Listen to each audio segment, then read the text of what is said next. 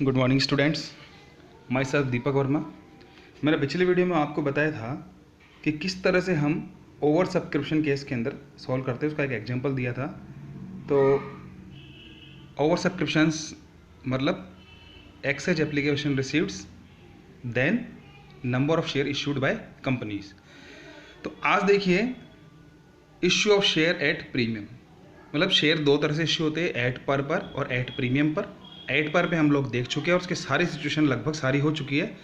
अब at premium लेंगे। तो एट प्रीमियम मतलब जब शेयर को उसकी फेस वैल्यू से ज़्यादा पर इशू किया जाता है। यह तभी संभव होता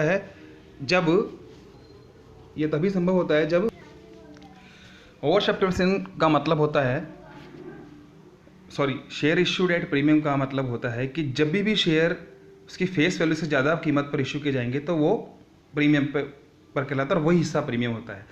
जैसे XYZ limited issued 1000 share at the rate of 100 rupees each. उसने 1100 रुपये वाले शेयर, तो उनकी फेस वैल्यू के हिसाब से कितनी होगी, उसके टोटल कैपिटल का जो अमाउंट है 1000 इंटू 100 1 लाख रुपीज़। तो ये तो था XYZ limited issued 1000 share at the rate of 100 rupees each at 20% premium, मतलब 20% प्रीमियम। 100 का 20%, 20 रुपये ज़्यादा पर बेचा तो कितना हो गया, 120 रुपये। तो मतलब जब फेस वैल्यू ज़्यादा बेचेंगे। यहाँ मैं सबसे इंपॉर्टेंट चीज़ क्लियर कर देना चाहता हूँ कि जब 100 रुपये पर कोई चीज़ कही जाती है तो चाहे वो रुपये पर हो या परसेंटेज पर बराबर होती है। जैसे अगर मैं कह दूँ कि XYZ limited issueds 1000 share at the rate of 100 rupees each at 20% premium, या मैं ऐसा कहूँ कि XYZ limited issueds 1000 share at the rate of 100 rupees each at 20 rupees premium, एक ही बात आएगी क्योंकि 100 का 20% भी 20 और 20 रुपये भी 20 है।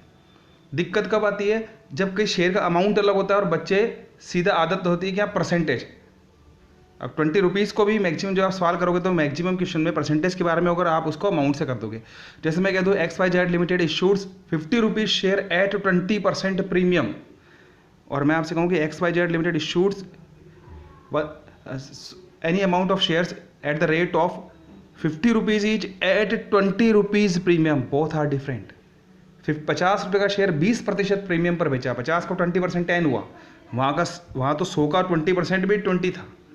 और मैं दूसरी स्थिति में कह रहा हूँ XYZ लिमिटेड ने 1000 शेयर या जितने भी शेयर थे 50 रुपये वाले इशू किए 20 रुपये प्रीमियम पे, तो यहाँ सीधा प्रीमियम का अमाउंट दिया, टोटल इशू प्राइस हो गया 70 रुपये। तो एक में जब परसेंटेज वाली बात आई तो 50 का 20% 60 हो गया, मतलब मिला के 50 + 10 60, और दूसरी स्थिति में हो गया 50 + 20 70, जबकि वहाँ सेम था 100 + 20% is equal to 120 rupees and 100 + 20 rupees also 120 rupees. तो ये थोड़ी इंपॉर्टेंट ध्यान देना कि परसेंटेज पे दिया है या रुपये पर दिया है। अब देखिए आप थोड़ा सा एक बार इसको टेक्निकल में देख लेते हैं। If a company issue its shares ats price more than its face value, the share are said to have been issued at premium. तो जो फेस वैल्यू से ज़्यादा का हिस्सा है वो प्रीमियम कहलाएगा। कोई कंपनी प्रीमियम पे कौन सी करती है, जो एग्जिस्टेंस, जो पुरानी कंपनियां हैं जो अस्तित्व में है, मतलब जिनकी मार्केट में गुडविल है। नई कंपनियां प्राय प्रीमियम पर इशू नहीं करती है क्योंकि उनकी रेपुटेशन ही नहीं है, रेपुटेशन बनाएगी तभी तो उनकी गुडविल आएगी। The difference between the issue price and the face value और nominal value is called premium. तो प्रीमियम क्या हो गया कि difference between issue price and face value of share. Suppose करो XYZ limited issued 1000 share at the rate of 100 rupees each at 130 rupees, कि XYZ limited ने 100 रुपये वाला शेयर, 100 रुपये वाला फेस वैल्यू 100 रुपये, और कितने पर इशू किया, 130 पर किया। तो इशू प्राइस कितना है, 130। तो प्रीमियम कितना हो गया, 130 माइनस 100, मतलब इशू प्राइस 130 माइनस के 100 इजिकल टू 30 रुपये। थोड़ा एक बार कैलकुलेटर से भी अपन देख लेते हैं। देखिए मैं आपको दिखाता हूँ।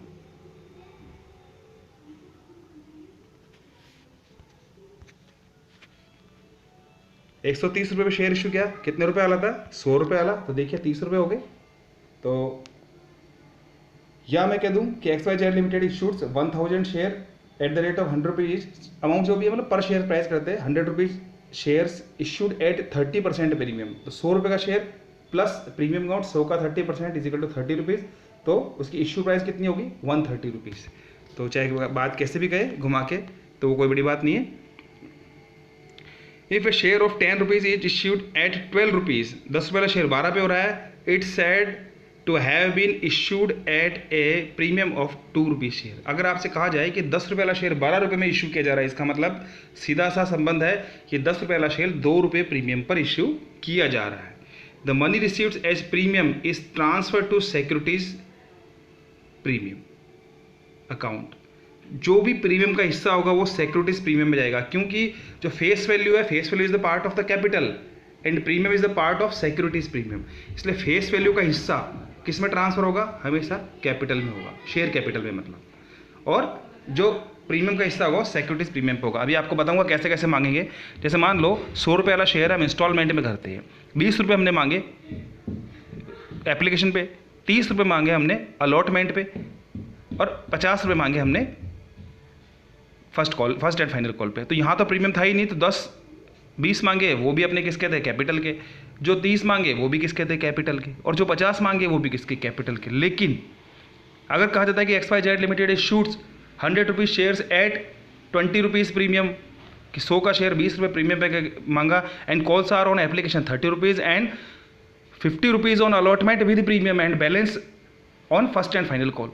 तो 20 रुपये मांग रहा है एप्लीकेशन पे, 50 रुपये मांग रहा है अलॉटमेंट पे विद प्रीमियम, और बाकी जो बच रहा है वो फर्स्ट एंड फाइनल पे। 20 रुपये एप्लीकेशन पे मांगे, 30 मैंने पहले गलती से वो समझाने के लिए था, वो बड़ी बात नहीं है। मतलब जो 20-30 जो भी मांगे, मान लो 20 मांगे तो 20 हो गए।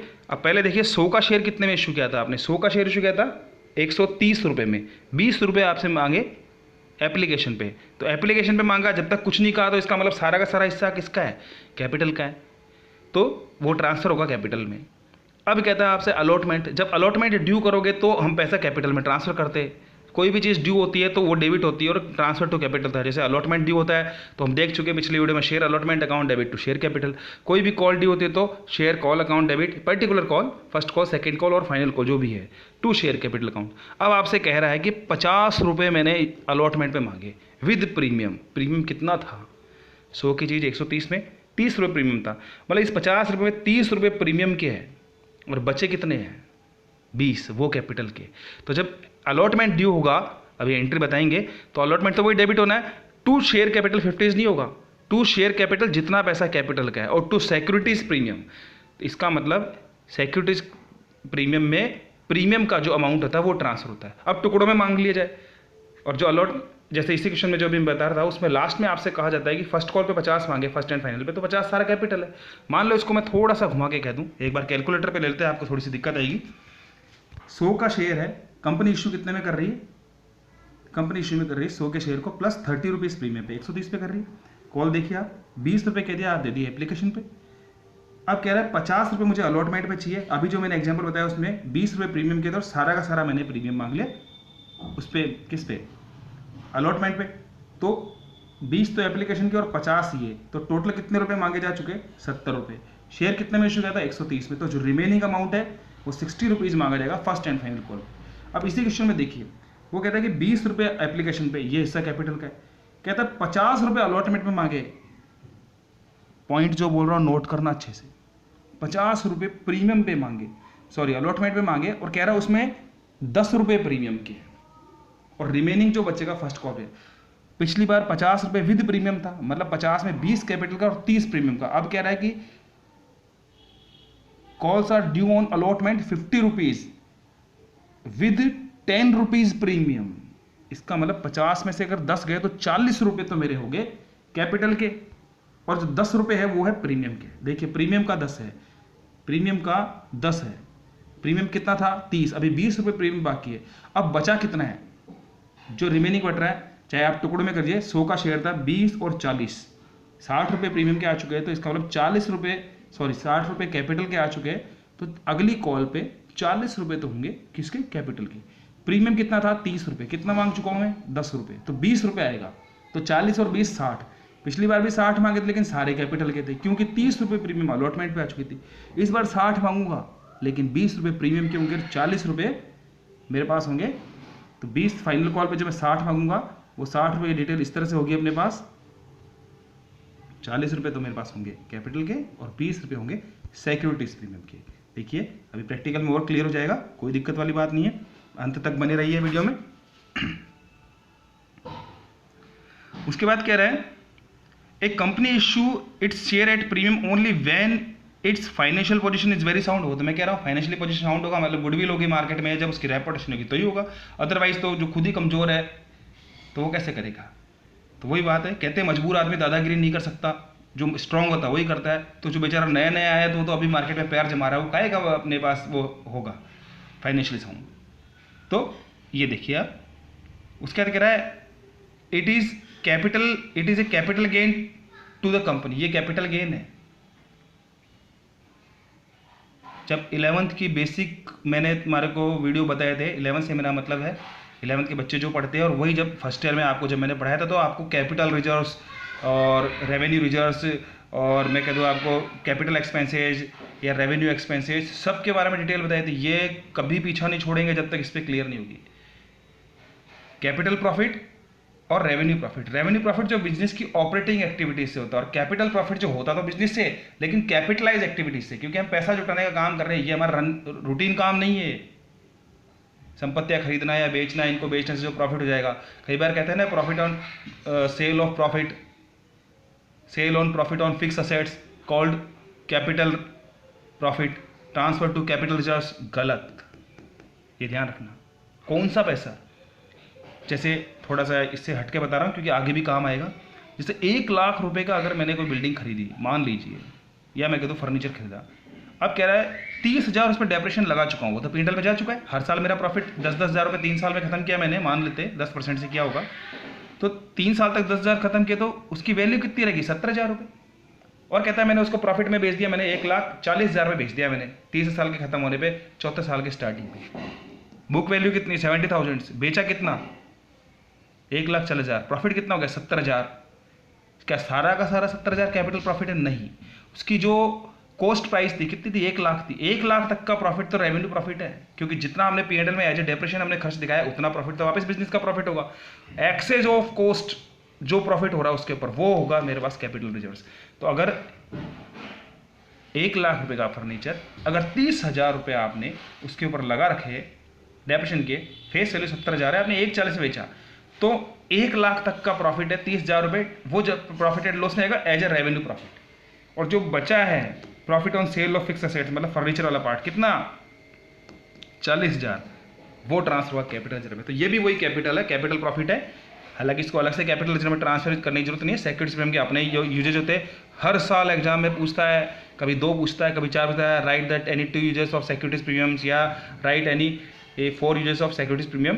तो नंबर कम ज़्यादा हो सकता है लेकिन पूछता जरूर है। तो वेरी मोस्ट इंपॉर्टेंट जो इंपॉर्टेंट है जो आपको पढ़ना है, यूज ऑफ सिक्योरिटीज प्रीमियम। अभी आगे बताऊंगा अभी सही, फिलहाल इसको क्लियर करते।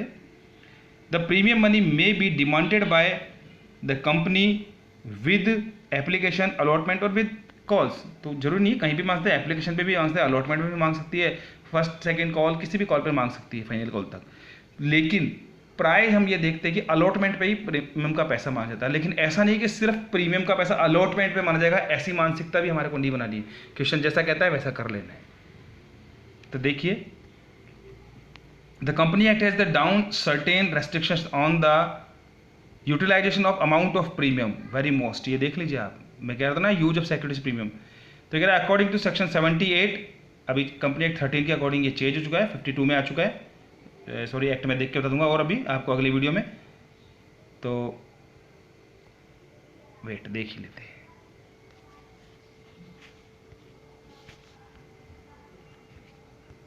देखिए,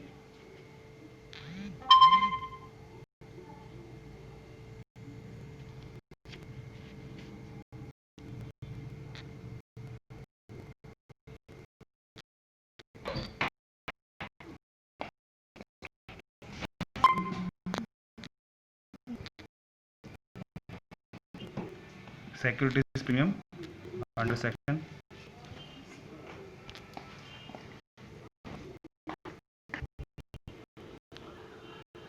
सॉरी यूडी टाइप हो गया,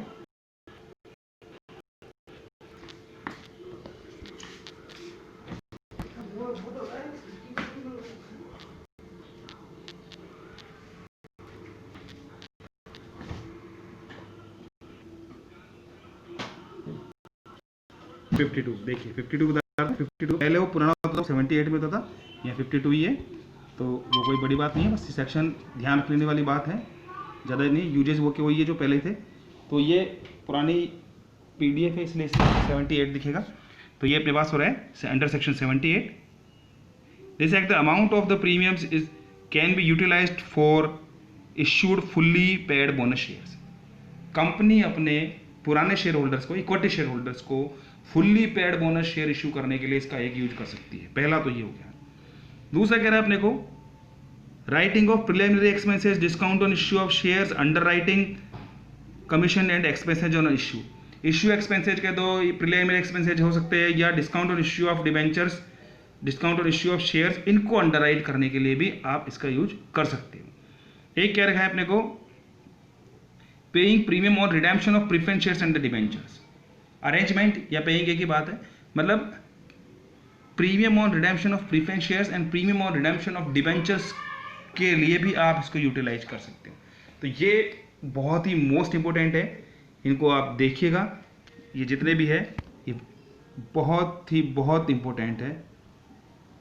ये देखिए मैं आपको यहाँ पे अंडरलाइन करके बता देता हूँ।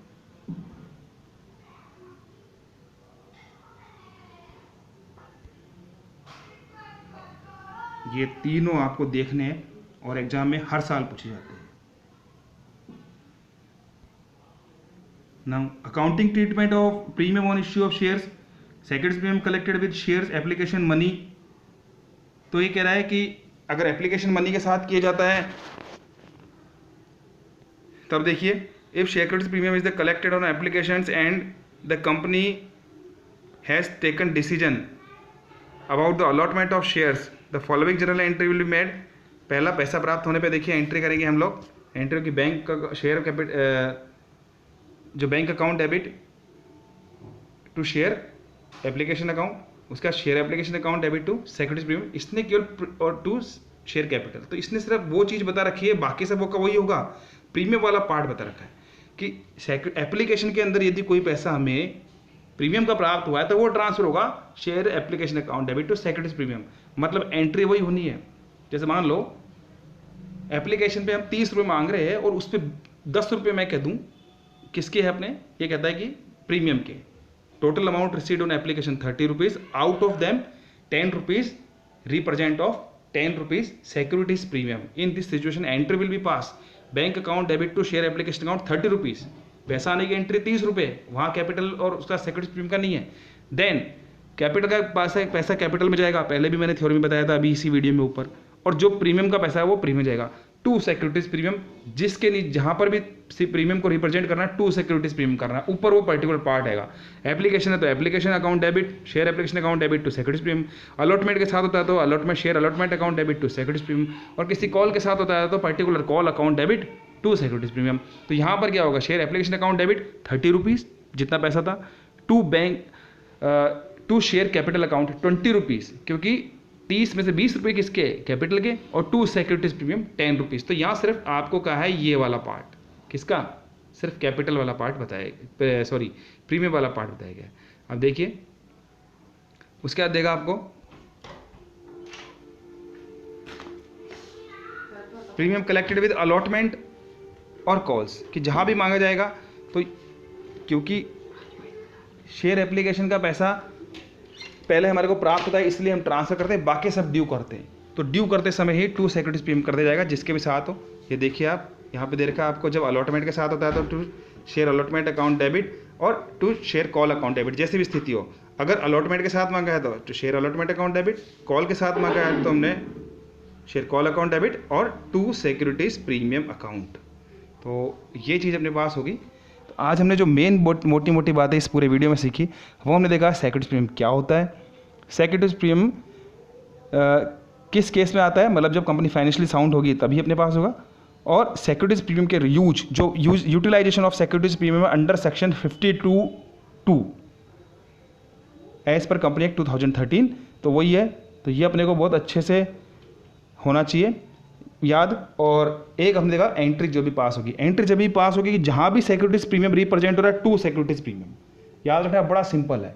एप्लीकेशन के साथ कोई सिक्योरिटीज प्रीमियम का अमाउंट है तो टू सिक्योरिटीज प्रीमियम, डेबिट क्या होता है, जिसके साथ है, जैसे एप्लीकेशन के साथ है तो share application account debit to securities premium, allotment के साथ है तो share allotment account debit to securities premium, और किसी कॉल के साथ है तो जैसे फर्स्ट कॉल के साथ है तो first call account debit to securities premium, second के साथ है तो second call account debit to securities premium, और फाइनल कॉल के साथ है तो final call account debit to securities premium. तो ऐसी चीज़ें हम ये याद रखनी है, आपको ध्यान रखना, समझना है, रटना नहीं है। तो आशा करता हूँ आपको वीडियो पसंद आया होगा। यदि अच्छा लगे तो वीडियो लाइक ज़रूर कीजिए और मेरे चैनल को सब्सक्राइब कीजिए। Thank you very much. My self Deepak Verma, assistant professor ABST, doctor Bhimrao Ambedkar government PG college, Nimbahera, Rajasthan. Thank you very much.